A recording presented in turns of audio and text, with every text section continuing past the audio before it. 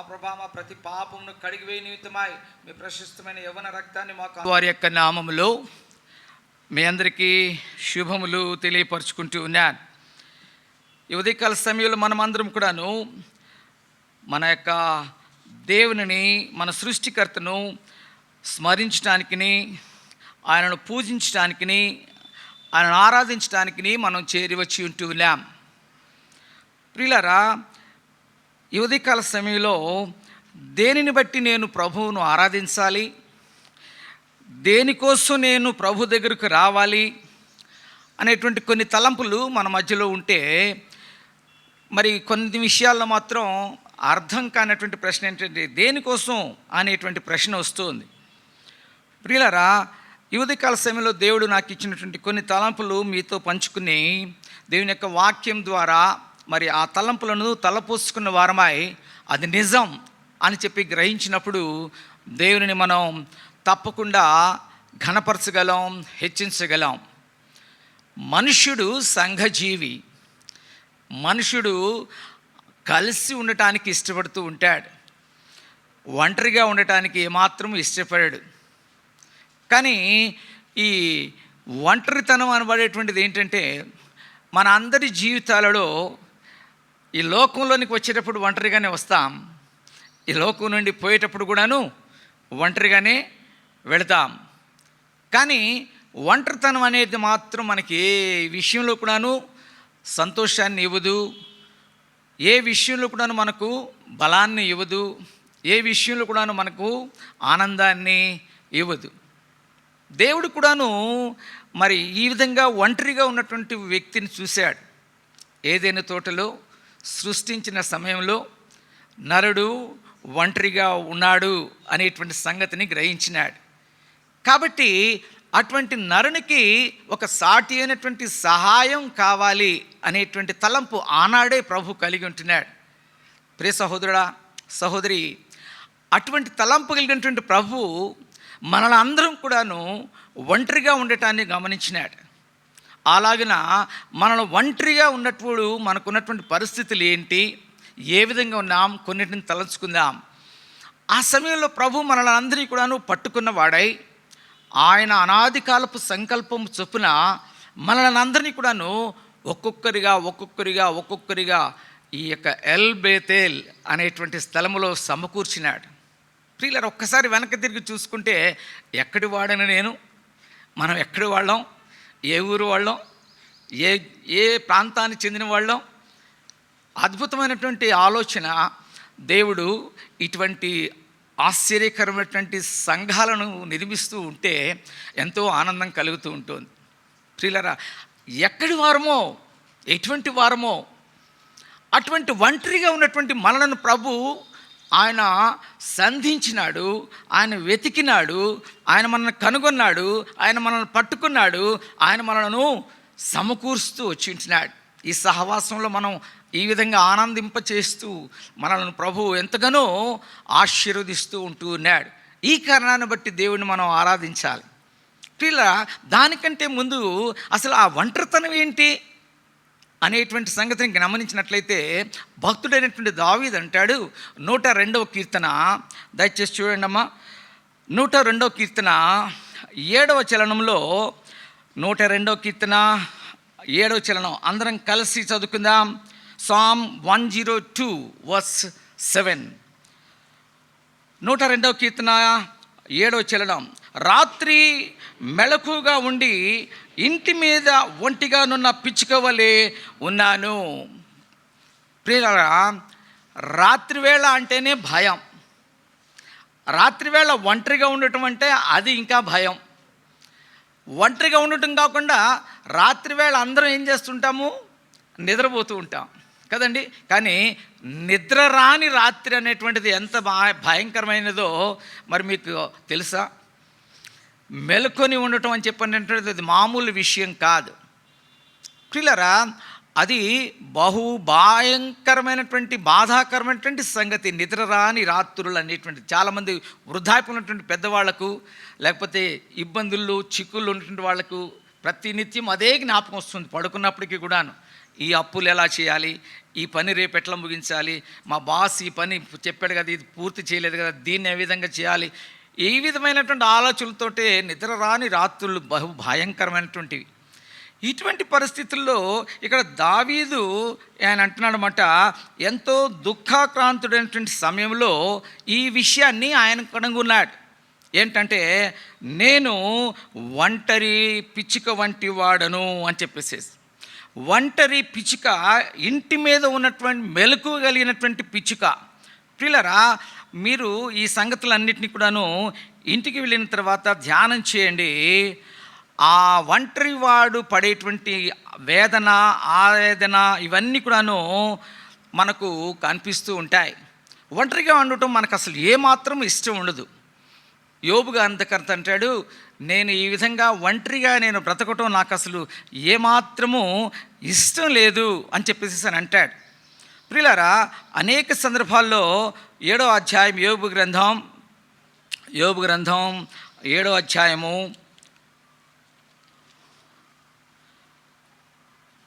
ఆయన అంటాడు, రాత్రులంతా కూడాను ఆయాసముతో నేను కూర్చునేటువంటి దినాలు అని చెప్పేసి అని అంటాడు.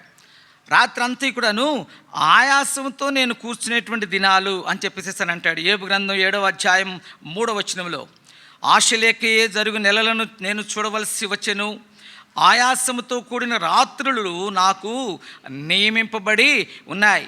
మనందరి కోసం కూడాను ఇటువంటి దినాలు, ఇటువంటి ఆయాసంతో కూడినటువంటి రాత్రులు అనుభవించినటువంటి వారముగా ఉంటాం. మనుష్యుడు ఒంటరిగా ఉంటూ ఆయాసపడుతూనే ఉంటాడు. మనుషుడు ఒంటరిగా ఉండేటువంటి ప్రతి విషయంలో కూడాను మరి తన ఎంతగానో దుఃఖపడుతూ ఉంటాడు, బాధపడుతూ ఉంటాడు.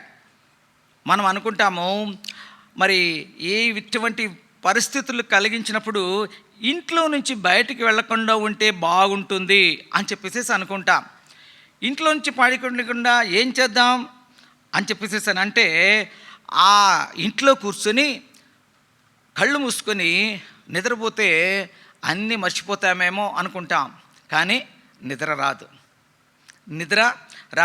ప్రియులారా, అటువంటి సమయంలో మనం ఏమనుకుంటామంటే, మన మనసులో మాట ఇదే యోబు గ్రంథకర్త అంటాడు 7వ అధ్యాయం 13వ వచనంలో, యోబు గ్రంథం 7వ అధ్యాయము 13వ వచనంలో, నా మనసుము నాకు ఆదరణ ఇచ్చును అని నేను అనుకున్నాను, నా పరుపు నా బాధకు ఉపశాంతినిచ్చును అని చెప్పేసి మనం అనుకుంటాం. మంచం మీద పడుకుంటే సరిపోతుంది, ఏం దిగులు లేకుండా అని చెప్పేసేసి. ప్రియులారా, మంచం మీద పడుకున్నటువంటి పరిస్థితులు కూడాను మనకు సరిపోదు. ఎందుకంటే హృదయాంతరంగంలో మనకు దుఃఖం, బాధ బిగించినప్పుడు ఆ విధమైనటువంటి పరిస్థితుల్లో ఆ ఒంటరితనంలో ఉన్నటువంటి బాధ వేరుగా ఉంటుంది. నా పరుపు, నా పడక, నా మంచం నాకు నెమ్మదిస్తుంది అని చెప్పేసి అనుకుంటాం. కాదు ప్రియులారా, ఇదే విషయం బట్టి కీర్తనకారుడు అంటాడు 6వ అధ్యాయము, కీర్తన 6వ అధ్యాయము 6వ వచనంలో,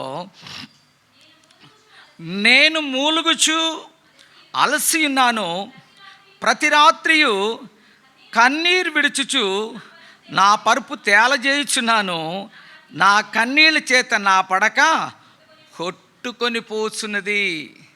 ప్రియులారా, ఇటువంటి పరిస్థితి అనుభవం మీకు ఎప్పుడైనా వచ్చిందా? రాకూడదు అనుకుంటాం, కానీ నిజం ఇది.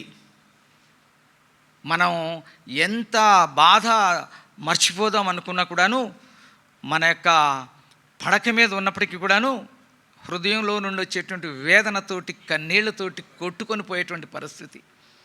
అటువంటి పరిస్థితుల్లో మనం ఏమనుకుంటుంటామో తెలుసా? మనుషులంగా మనం అనుకునేటువంటిది, ఎప్పుడు ఈ పరిస్థితి నుంచి బయటపడతాను అని చెప్పేటువంటి పరిస్థితి. అందు గురించి ద్వితీయోపదేశకాండము 28వ అధ్యాయము, బుక్ ఆఫ్ డ్యూట్రానమీ, ద్వితీయోపదేశకాండము 28వ అధ్యాయము 67వ వచనంలో ఒక మాట, ద్వితీయోపదేశకాండము 28వ అధ్యాయము 67వ వచనము, నీవు రేయింబగళ్ళు భయపడుదువు, నీ ప్రాణము నీకు దక్కునన్న నమ్మకము నీకు ఉండదు.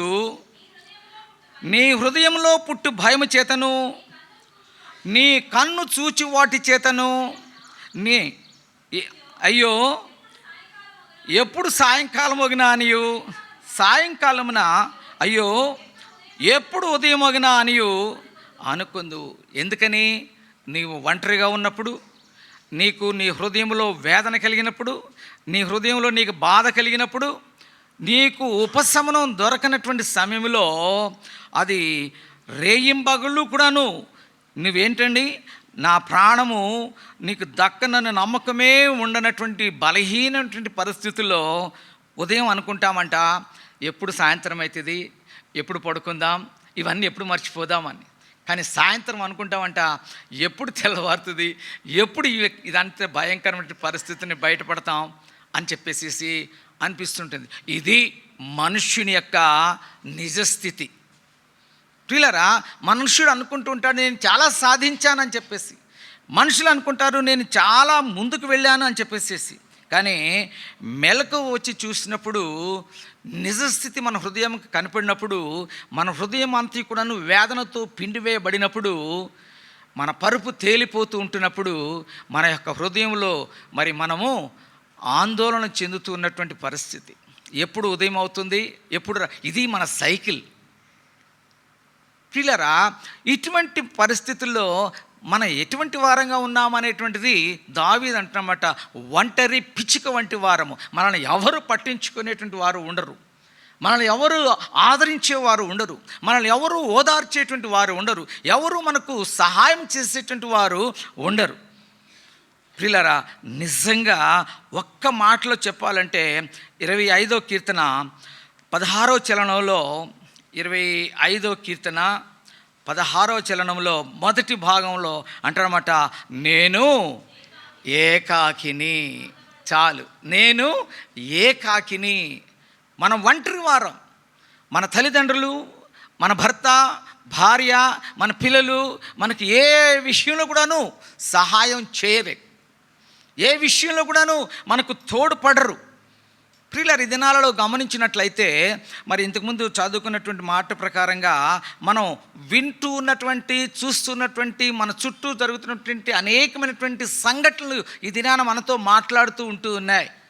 ఏమని మాట్లాడుతూ ఉంటూ ఉన్నాయి? మనల్ని ఎవరు పట్టించుకోరు అనేటువంటి సత్యాన్ని మాట్లాడుతూ ఉంటూ ఉన్నాయి. ఒకానొక పరిస్థితి మన జీవితంలో మరి అటువంటి చరమాంకంలోనికి వచ్చినప్పుడు కూడాను నాకు ఎవరు దిక్కు అనేటువంటి ప్రశ్నలు మనల్ని వేధిస్తూ ఉంటుంది. మనుష్యుని యొక్క నిజస్థితి ఇది. ప్రియులారా, అతిశయించవలసినటువంటి ఏమీ లేదు మనలో. మనమందరం కూడాను ఏకాకుల వంటి వారం. ప్రియులారా, ఈ లోకంలో మనం ఇటువంటి ఏకాకి జీవితాన్ని జీవిస్తూ ఉంటూ ఉండగా దేవుడు మనలను దృష్టించి ఉంటూ ఉన్నాడు. ఇది గమనించాలి. నేను ఎందుకు ఈ విషయాలన్నీ మీకు తెలియపరుస్తూ వచ్చినానంటే, మనుషులుగా మనం అతిశయించేటువంటి గొప్ప సంగతి మనలో ఏమీ లేదు.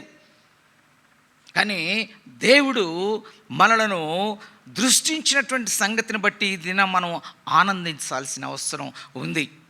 ఏ విధంగా అని చెప్పంటే, యోహాను సువార్త 5వ అధ్యాయము, యోహాను సువార్త 5వ అధ్యాయము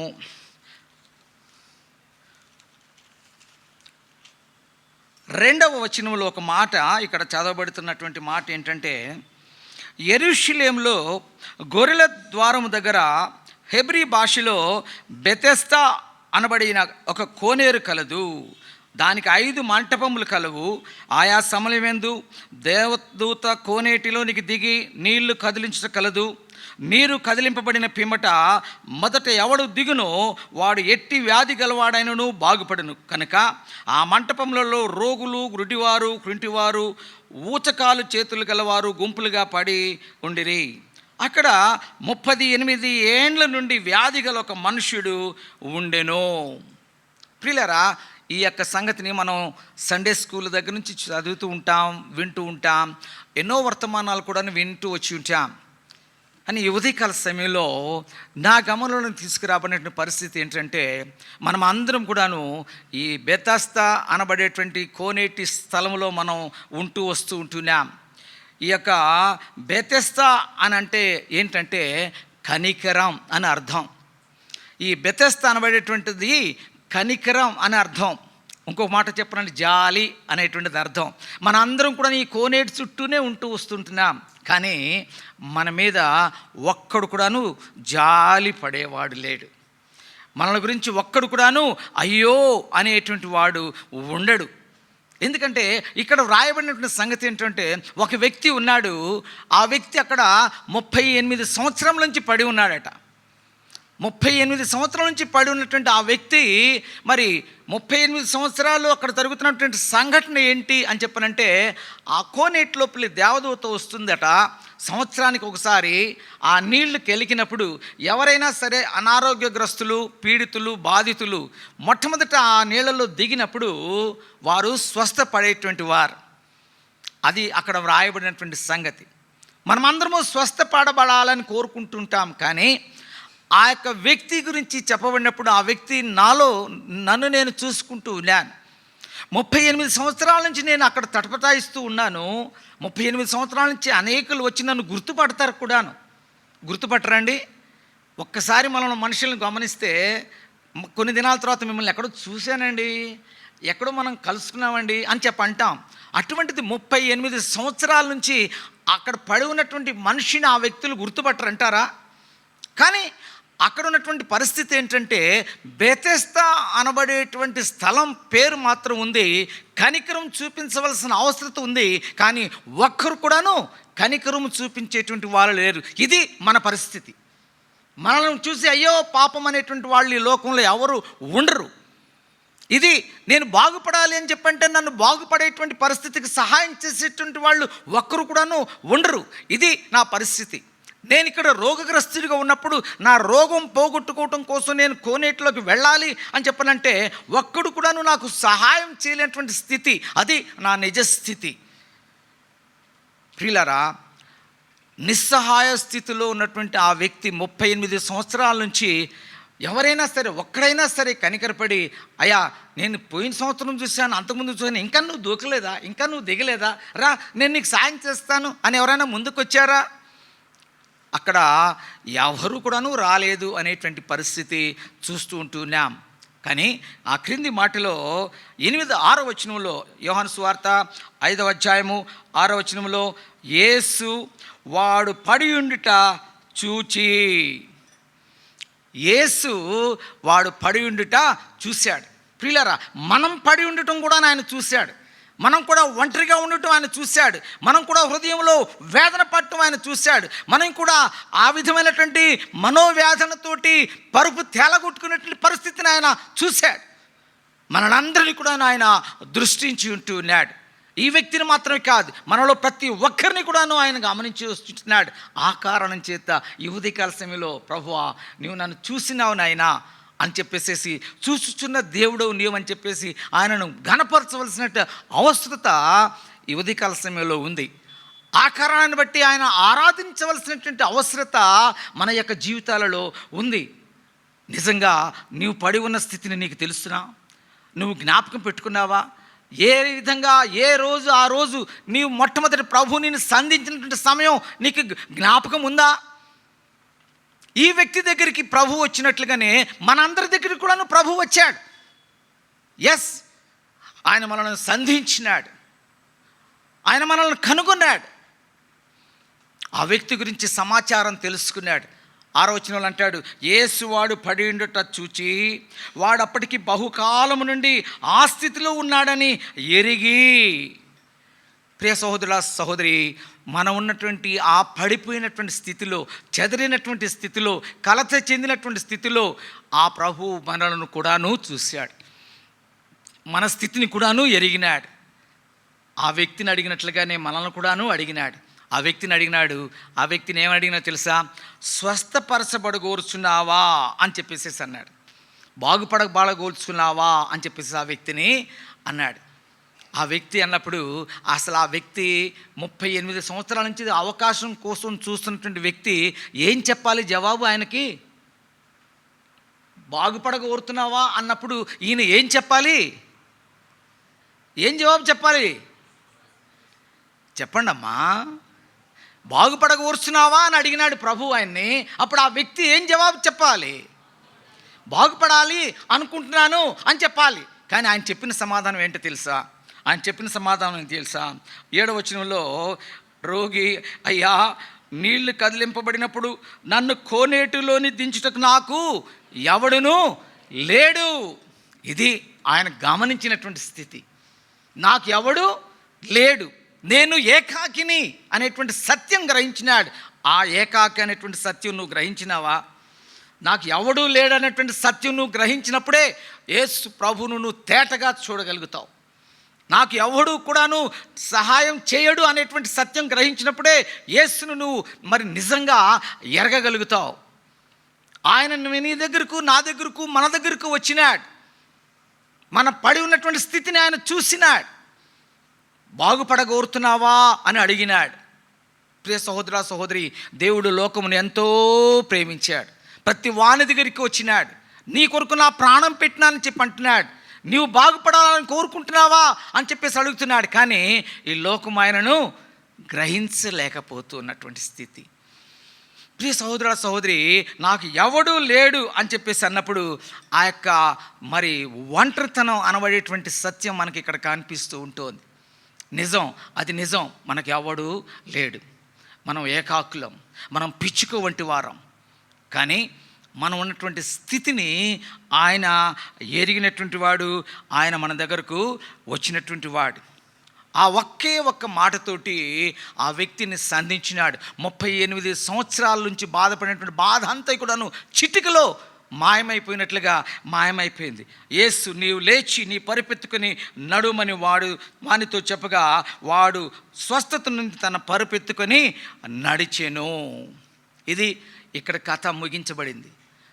ఆ యొక్క స్థితిలో ఆయన యొక్క మరి 38 సంవత్సరాల యొక్క బాధ అంతా కూడాను ఆయన మర్చిపోయి స్వస్థత పొందినాడు ఒకే ఒక్క మాట చొప్పున. ప్రియ సహోదరా సహోదరి, నీవు ఏకాకి అయినప్పటికీ, నీకు ఎవడూ లేకపోయినప్పటికీ, యేసు అనబడేటువంటి వ్యక్తి ఆయనను నువ్వు స్వీకరించినప్పుడు ఆయన నిన్ను ఎంతగానో బలపరిచేవాడుగా, ఆదరించేవాడుగా, ఓదార్చేవాడుగా, స్వస్థపరిచేవాడుగా ఉంటున్నాడు. ఆయనను ఈ ఉదయకాల సమయంలో గుర్తుపట్టావా? నీ దగ్గరకు వచ్చినాడు అనేటువంటి సంగతిని ఎరిగినావా? 102వ కీర్తన 17వ వచనంలో, 102వ కీర్తన 17వ వచనంలో ఇంకొక సంగతిన మనం చూస్తాం. అక్కడ ఆయన ఏం చేస్తాడంటండి?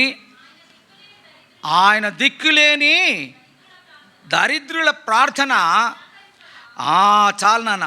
ఆయన దిక్కులేని యొక్క దరిద్రులు మనం ఉన్నటువంటి స్థితి అది. మన యొక్క నిజస్థితి అది. దిక్కులేనటువంటి దరిద్రులం, మనం ఒంటరి వారం. దిక్కులేనటువంటి పరిస్థితుల్లో ఉన్నటువంటి మనలను, ఎవరు లేనటువంటి సంగతులను ప్రభు మనకు జ్ఞాపకం చేస్తూ ఉంటున్నాడు. యోహాను సువార్త 8వ అధ్యాయం 9వ వచనంలో, యోహాను సువార్త 8వ అధ్యాయం 9వ వచనంలో, ఇక్కడ మనం ఇంటికి వెళ్ళిన తర్వాత ఈ మాటలు ధ్యానం చేయొచ్చు.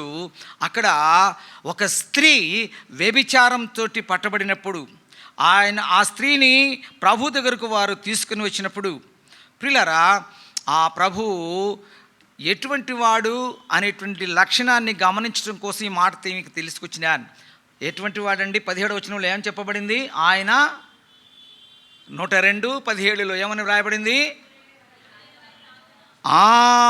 ఆయన దిక్కులేనటువంటి వారిని, దరిద్రుల ప్రార్థనను ఆలకించేటువంటి వాడు. ఇక్కడ ఉన్నటువంటి పరిస్థితి అది. ఈ 8వ అధ్యాయంలో ఈ స్త్రీ పట్టబడింది. తనకి ఎవరు కూడాను దిక్కు లేరు. ఆవిడకి ఎవరు కూడాను సహాయం చేసేవాళ్ళు లేరు. ఆవిడకి సపోర్ట్ చేసేటువంటి వాళ్ళు ఒక్కరు కూడాను లేరు. వారందరూ కూడాను ఆవిడని చంపేవేయాలనేటువంటి ఉద్దేశంతో వచ్చారు. అటువంటి పరిస్థితుల్లో ప్రభు దగ్గరకు తీసుకొచ్చినప్పుడు ప్రభు వారిని సంధించినటువంటి విధం వేరుగా ఉంది. వారందరిలోనూ మరి ఒకటే ఒక ఉద్దేశ్యం ఏంటంటే ఈవిడ చంపివేయబడాలి అని చెప్పేసి, దిక్కులేనిదిగా ఉంది. చంపివేయబడాలనేటువంటి పరిస్థితి వచ్చినప్పుడు ప్రభు నేల మీద వ్రేలుతో వ్రాయటం ప్రారంభించినాడని వ్రాయబడి ఉంది లేఖనాలలో. అప్పుడు అందరూ ఒక్కొక్కరుగా వెళ్ళిపోయినారట. అక్కడ వ్రాయబడినటువంటి సంగతి ఏంటంటే 9వ వచనములో యేసు ఒక్కడే మిగిలెను. యేసు, ఆ స్త్రీ, వారిద్దరు మాత్రమే అక్కడ మిగిలిపోయారు. అప్పుడు ప్రభు అన్నాడన్నమాట, అమ్మా వాళ్ళు నీకేమీ శిక్ష విధింపలేదా అని చెప్పినప్పుడు ఆ స్త్రీ చెప్పింది, అయ్యా వారు నాకేమీ చేయలేదు. అప్పుడు ప్రభు అన్నాడు, నేను కూడాను నిన్నేమీ శిక్షింపను. కానీ ప్రభు అన్న మాట ఏంటంటే అక్కడ, నేను కూడాను నిన్ను శిక్ష విధింపను, నీవు వెళ్ళి ఇక పాపము చేయకుము అని చెప్పాడు. ప్రియులారా, ఎంత గొప్ప విడుదల కదా! 38 సంవత్సరాల నుంచి ఎదురు చూసినటువంటి స్వస్థత ఆయన కలిగినట్లుగానే ఒక్క మాటతోటి ఈ స్త్రీ విషయంలో కూడాను దరిద్రులైనటువంటి దీనులైనటువంటి వారి విషయంలో దేవుడు సంధించేటువంటి విధానం, ప్రభు మనల్ని ఏ విధంగా సంధించున్నాడో కదా. ఈ ఉదయకాల సమయంలో ఒక్కొక్కటిగా జ్ఞాపకం చేస్తూ ఉంటే, నేనున్నటువంటి ఆ స్థితిలో, అందరూ నాకు విరోధంగా ఉన్నటువంటి పరిస్థితుల్లో దేవుడు నా పక్షంగా నిలిచి నన్ను కూడాను నిలబెట్టి, నన్ను కూడాను ఆయన క్షమించి, నన్ను కూడాను శిక్షించకుండా విడిచిపెట్టినటువంటి సంగతిని జ్ఞాపకం చేసుకున్నప్పుడు ఆయనను ఆరాధన చేయకుండా నేను ఉండలేను. ప్రభు నాకు ఆ సమయంలో చెప్పినాడు, నీవు ఇక మీదట వెళ్ళి పాపము చేయకుము అని చెప్పినాడు. ప్రియ సహోదర సహోదరి, అద్భుతంగా తన యొక్క ప్రేమ వాక్కును మనతోటి పంచి ఇచ్చినటువంటి గొప్ప దేవుని ఆరాధించకుండా మనము ఉండలేము. ఒంటరి వారం, ఈ అన్ని సందర్భాల్లో కూడాను ఒంటరి వారంగానే మనల్ని ప్రభు సంధిస్తూ వచ్చి ఉంటున్నాడు. నీవు కూడాను ఒక్కసారి నీ జీవితంలో అటువంటి ఒంటరి స్థితిని దాటి వచ్చినావు అనేటువంటి సంగతిని జ్ఞాపకం చేసుకో. ప్రియ సహోదరుల సహోదరి, ఇంకొక సందర్భంలో కీర్తన 31:12, కీర్తన 31 కీర్తన 12వ చరణంలో, మరణమై స్మరణకు రాకున్న వాని వలె మరవబడి తిని, ఓటి కుండ వంటి వాడనై తిని. మన బ్రతుకులు ఏ విధంగా ఉంటాయంటారా? ఓటి కుండ. తెలుసా మీకు ఓటి కుండ అంటే? ఈ దినాల్లో ఎవరికి తెలియదు, అందరికీ ఫ్రిడ్జ్లు కూలర్లు ఇటువంటివి వచ్చినాయి కాబట్టి కుండ అంటేనే తెలియదు. ఆ కుండలో మళ్ళీ ఓటిదంటే అదేంటో తెలియదు కదండి. కానీ ఇక్కడ వ్రాయబడినటువంటి సంగతి ఏంటంటే, ఓటి కుండ అని చెప్పంటే పనికిరాని కుండ అని అర్థం. ఆ కుండను కొనేటప్పుడు వాళ్ళు ఇట్లా సౌండ్ చేస్తారనమాట. ఆ సౌండ్ చేసినప్పుడు దాని యొక్క శబ్దాన్ని బట్టి అది మంచిదా పనికిరానిదా ఇచ్చారు. ఎందుకంటే ఆ కుండ లోపల నీళ్లు పోస్తే అది మనకు పనికి రావు, ఆ నీళ్లు కారిపోతూ ఉంటాయి, అవసరానికి ఉపయోగపడదు. అటువంటి పరిస్థితుల్లో మన యొక్క బ్రతుకులు అన్నీ కూడాను ఓటి కుండ వంటిదే. కుండ పగిలిపోతే దేనికి పనికిరా, తీసుకుపోయి మూలన పడేస్తారు. మూలన పడేసిందని చెప్పడం మనల్ని మర్చిపోతారు. ప్రియులారా, మన జీవితాల్లో కూడాను ఆ విధంగా మర్చిపోబడేటువంటి మరి వారం, పనికిరానటువంటి వారం, ఒక మాటలో చెప్పాలంటే ఓటి కుండ వంటి వారం. అటువంటి ఓటి కుండ వంటి జీవితాలలో ప్రభు ఏం చేస్తూ వచ్చినాడు తెలుసా? యోహాను సువార్త 4వ అధ్యాయం, యోహాను సువార్త 4వ అధ్యాయం 7వ వచనం దయచేసి చూడండి. యోహాను సువార్త 4వ అధ్యాయం. సమరయ స్త్రీ ఒక్కతే. అక్కడ ఎవరండి? సమరయ స్త్రీ ఒక్కతిగా వచ్చింది. ఆ సమరయ స్త్రీ ఒక్కతిగా ఎందుకు వచ్చింది? తన యొక్క జీవితము మంచిది కాదు, తన యొక్క జీవితము అందరితో కలిసిపోయేది కాదు, తన యొక్క జీవితము, తన యొక్క ప్రవర్తన, తన యొక్క ఉనికి అందరికీ ఇష్టమైనటువంటిది కాదు. ప్రియులారా, మనందరి జీవితాల్లో కూడా అటువంటిదే. మనం అందరికీ ఇష్టం ఉండం, అందరికీ కూడాను మరి ఏమాత్రం ఆమోదయోగ్యంగా మనం ఉండం. పట్టణాల్లో ఉంటూ ఉన్నాం కాబట్టి మనకేం తెలియదు. కానీ గ్రామాల్లో మారుమూల ప్రాంతాల్లో ఉన్నట్టయితే యేసు ప్రభు బిడలు అని చెప్పనంటే క్రైస్తానపోళ్ళు అని అంటే వాళ్ళని ఎక్కడ పెడతారో తెలుసా? ఊరికి చివర్లో పెడతారు. They don't allow them, they won't permit them. ఇంకా మీరు కనుక చరిత్ర ఇష్టమైనట్లయితే ఆ చరిత్రకారుల యొక్క చరిత్రలు వెనక పోయి చదివితే మిమ్మల్ని దగ్గరికి కూడా రావటానికి కాదు కదా, వాళ్ళ ముందు కూడా వెళ్ళటానికి మీరు ఇష్టపడనటువంటి పరిస్థితి. అది ఓటికొండ పరిస్థితి. ఆ యొక్క స్త్రీ నీళ్ళు చేదుకోవటానికి రావటానికి అనుమతింపబడనటువంటి పరిస్థితి. అందుగురించి ఆ మిగిలినటువంటి గ్రామస్తులందరూ కూడాను తెల్లవారుజామున ఉదయాన్నే పెందలకడనే నీళ్లు తోడుకోవడానికి వస్తే ఈ స్త్రీ మధ్యాహ్నం వేళ వచ్చింది నీళ్ళకి. మధ్యాహ్నం వేళ నీళ్లు తీసుకొచ్చి మధ్యాహ్నం వేళ నిద్రలేచేటువంటి స్త్రీలు అంటే వాళ్ళకు ఒక ప్రత్యేకమైన బిరుదు ఉంటుంది. ఏంటో బిరుదు తెలుసా? సోంబేరోళ్ళని. ఏమండి, చురుకుగా ఉన్నటువంటి వాళ్ళు ఉదయాన్నే లేస్తారు. సామెతల గ్రంథకర్త చెప్తారన్నమాట, మంచి స్త్రీ పెందల కడని లేచి తన ఇంటి వారికి భోజనం సిద్ధపరుస్తుంది, తన ఇంటి వాళ్ళకి నీళ్లు తీసుకొస్తుంది, తన ఇంటి వాళ్ళకి సమస్తం ఏర్పరుస్తుంది అని చెప్పేసేసి. కానీ మధ్యాహ్నం వచ్చినారంటే క్లియరా, మన యొక్క బ్రతుకులన్నీ కూడా ఈ సమరయ స్త్రీని పోలినటువంటివి. మనల్ని ఎవరు దగ్గరికి రానివ్వలేదు, మనల్ని ఎవరు చేర్చుకోలేదు, మనల్ని అంటే ఎవరికి ఇష్టం లేదు. ఇటువంటి పరిస్థితులలో ప్రభు ఆ ఒక్క స్త్రీ కోసం వచ్చాడు. ఇప్పటి వరకు మనం చూస్తున్నటువంటి సంఘటనలు అన్నింటిలో కూడాను 3 సంఘటనలు చూసినాం. ఒకడేమో రోగిగా పడి ఉన్నటువంటి ఒంటరిగా ఉన్నటువంటి వాడి దగ్గరికి ప్రభు వచ్చినాడు. మరి అందరూ చంపివేయాలనేటువంటి ఉద్దేశంతో దరిద్రుడిగా ఉన్నటువంటి దిక్కులేనటువంటి దాని దగ్గరకు ప్రభు వచ్చినాడు. ఇక్కడ తనను చేర్చుకోనటువంటి పరిస్థితుల్లో ఎవరు నాకు లేరు అనేటువంటి స్థితిలో ఆ సమరయ ఒక్కతే అనబడేటువంటి స్టేట్మెంట్ ప్రకారంగా ఒక్కతిగా ఉన్నటువంటి ఆ ఒక్క ఆవిడ కోసం ప్రభు మరి శ్రమపడి వచ్చినాడు. ఆవిడ జీవితంలో ప్రభు చేసినటువంటి కార్యం ఏంటంటే, మరి కథ మీ అందరికీ తెలుసు, బట్ నేను కంటెంట్ ఏంటంటే ఆవిడ ఎప్పటికీ కూడాను దప్పికొన్నటువంటి నీళ్లు కోరుకుంది. అమ్మా నాకు నీళ్ళు ఇస్తావా అని చెప్పంటే, అయ్యా చూడబోతే నువ్వు యూదుడిలాగా ఉన్నావు, నన్ను సమరయ స్త్రీని, నేను బలహీనురాలను, దూరం నన్ను నిమ్న జాతి దానను, నేను కడగా ఉండవలసిన దానను, నన్ను నీళ్ళు అడుగుతున్నావు ఆయన అని చెప్పేసి ఆయనతోటి వాగ్వివాదం చేసింది. ప్రభు సత్యాన్ని తెలియపరిచినాడు. అమ్మా నేనిచ్చి నీళ్లు తాగితే నీకు ఎప్పటికీ కూడాను దప్పికొనవు అని చెప్పన్నప్పుడు ఆవిడ మరి ఆ నీళ్లు నాకు ఇవ్వరా, ఇంక నేను ఎప్పటికీ ఇక్కడికి రాకుండా ఉండటం కోసం అని చెప్పేసి ప్రభువును బ్రతిమిలాడుకుంటూ వచ్చింది. ఆ తర్వాత ప్రభు ఆవిడని ప్రత్యేకమైనటువంటి రీతిలో సంధింప చేసిన తర్వాత ఆవిడ జీవితాన్ని ప్రభు మార్చివేసినాడు. 28వ వచనంలో చెప్పబడినట్లుగా ఆవిడ తన కుండను విడిచిపెట్టింది, ప్రభు ఇచ్చినటువంటి నీళ్లను స్వీకరించింది. ఆ యొక్క మరి జీవజలం అనబడేటువంటి నీళ్లు ప్రభు ఆవిడకు సమృద్ధిగా ఇచ్చాడు. జీవం అనబడేటువంటి నీటితోటి ఆవిడను నింపినాడు. ప్రియ సహోదర సహోదరి, మన జీవితాలలో కూడాను ఆయన అనేక విధాలైనటువంటి జీవం అనబడేటువంటి వానితోటి ప్రభు మనల్ని నింపినాడు. వీటన్నిటిని కూడాను క్రోడీకరించుకుంటూ ఒకదాని తర్వాత ఆలోచన చేసుకుంటూ పోతే నా జీవితంలో ఇంత గొప్ప కార్యం, నాకు జీవం ఇచ్చినటువంటి నా దేవునికి నేను ఏ విధంగా మౌనంగా ఉండగలను ఈ సంగతులన్నీ తలపోసుకోకుండా. ప్రియ సహోదర సహోదరి, మన అందరి జీవితాలలో కూడాను ఆయన చాలినంత దేవుడిగా ఉంటూ వచ్చి ఉంటున్నాడు. ప్రియ సహోదరుడా, మరి చాలినంత దేవుడిగా మనకు వచ్చినటువంటి ఆయన మన అందరికీ కూడాను కనికరించేటువంటి దేవుడిగా కనిపిస్తూ వచ్చి ఉంటున్నాడు. వీటన్నిటినీ మనం చూసుకుంటున్నప్పుడు ఇంకొక సంఘటన కూడా మనం చూడాల్సి ఉంది.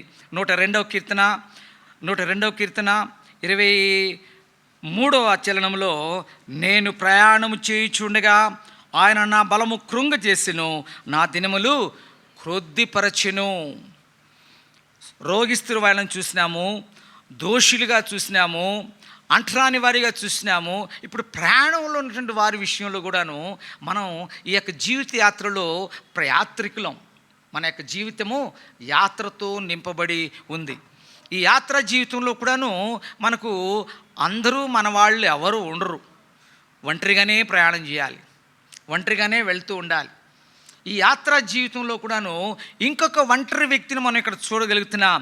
ఎవరా ఒంటరి వ్యక్తి అని చెప్పంటే ఆదికాండము 32వ అధ్యాయము, ఆదికాండము 32వ అధ్యాయం, బుక్ ఆఫ్ జెనసిస్ చాప్టర్ 32, ఆదికాండము 32వ అధ్యాయము 24వ వచనం. ఒకే ఒక మాట ఉంటుంది, యాకోబు ఒక్కడే, యాకోబు ఒక్కడే. ప్రియులారా, ఈ ఒక్కడే అనబడేటువంటి వెనక ముందు కనుక మీరు కనుక ఇంటికి వెళ్ళిన తర్వాత చదివితే యాకోబు ఒక్కడే మిగిలిపోయినాడు.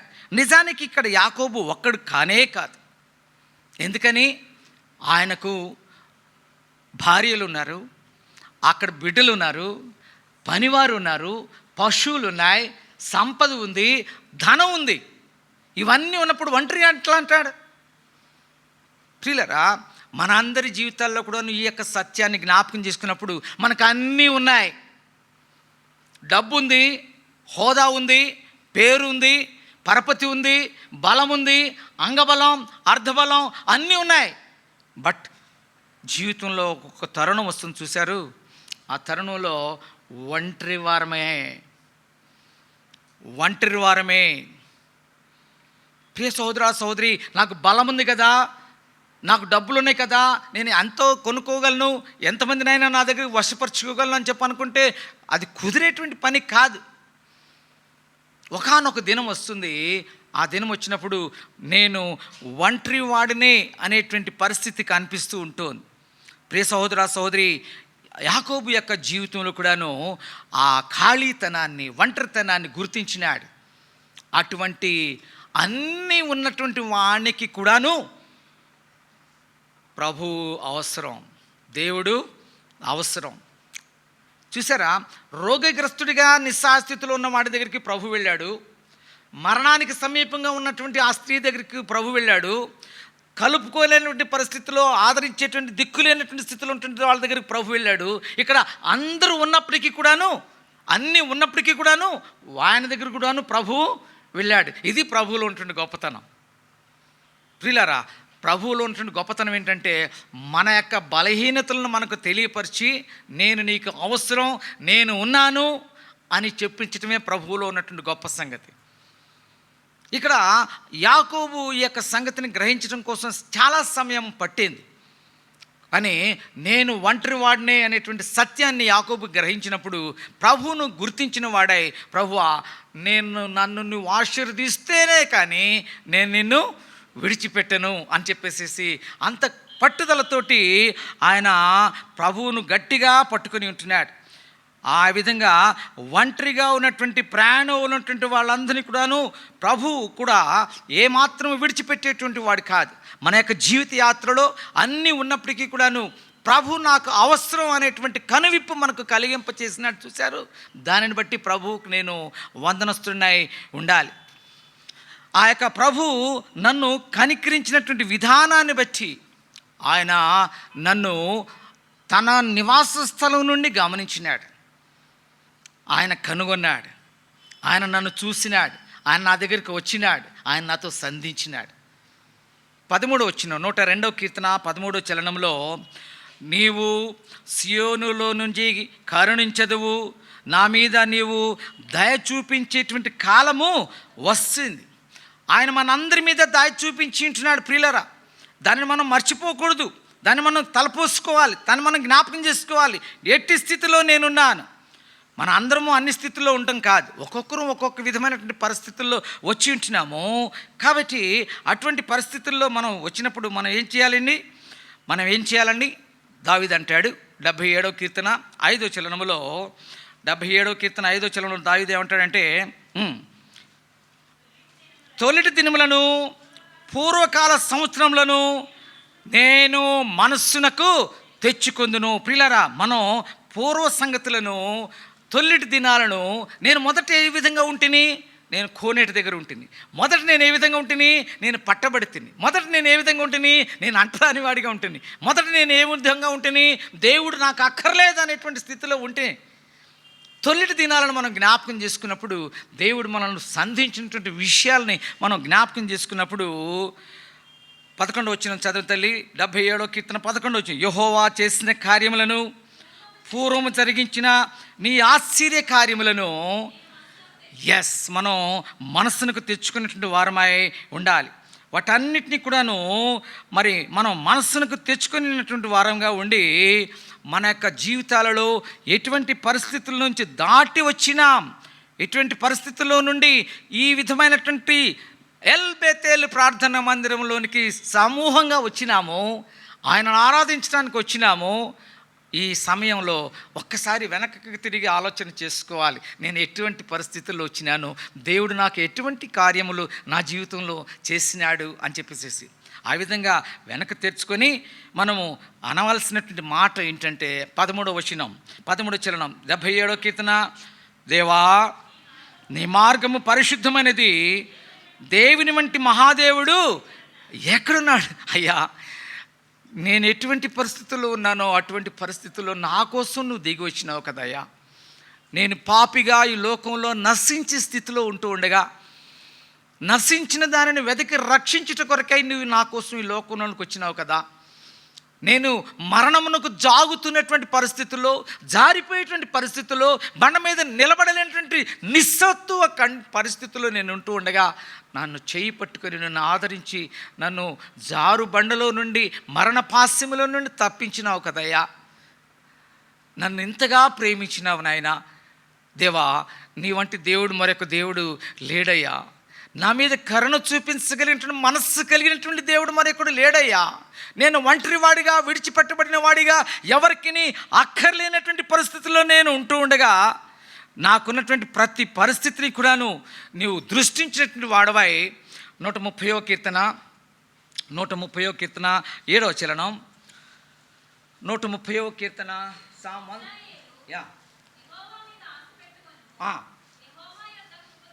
యెహోవా యొద్ద కృప దొరుకుతుంది కాబట్టి ఆయన మీద ఆశ పెంచుకోను.